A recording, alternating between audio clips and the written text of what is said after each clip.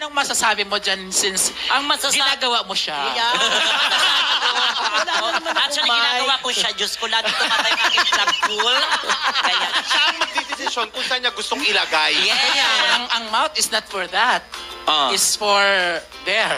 Hindi ito makasalanan, walang perpekto. 'Di ba? Alam naman natin ang labas, yun, 'di ba? Yes. Pero Mga bawel. Ano sabi niya? Lord, ipanood niya mo naman mahal mo.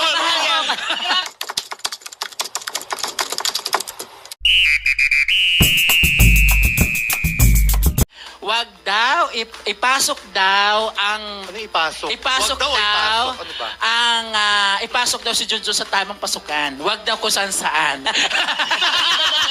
wait, Ano yan? Oh, si Alvin na naman yan. Oo. Si Alvin ang sawa-sawa dyan. si Alvin Aragon. Ngayon, anong masasabi mo dyan since ginagawa mo siya? Yeah.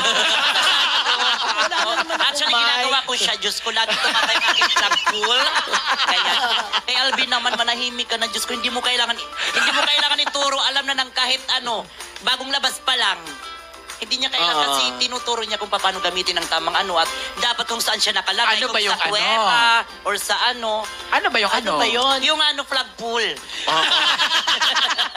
Sorry, hindi ako makarelate kasi Di ba tama? Oo, totoo. wala na naman akong... Meron. Siguro galing to sa Neverland.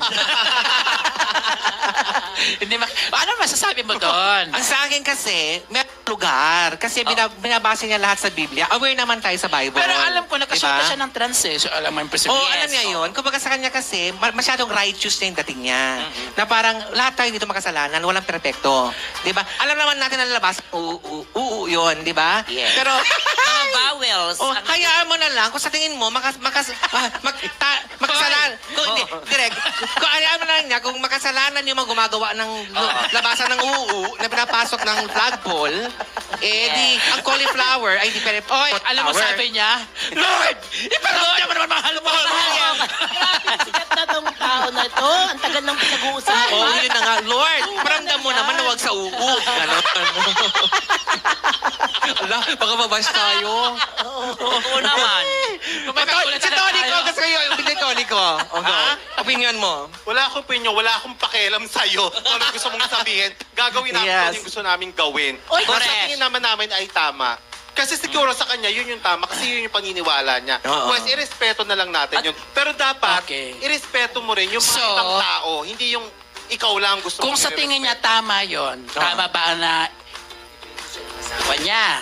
Ay, hindi. Tinatanggal mo yung mic. Oo nga. Bukingan tayo, di ba? Kasi hindi naman ang mouth is not for that. Is for there.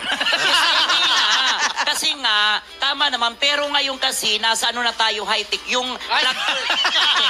Yung plug pool na yan, parang ano na lang yan yung plug pool. Parang universal charger, kahit putit isaksak. Pwede. Hindi, at saka sa akin, Ano yun?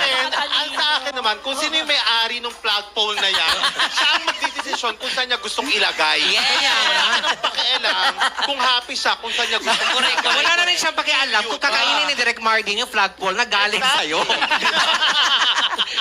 Ano naman masasabi ng ating princess? Alam mo, change topic ang haba. Ayaw niya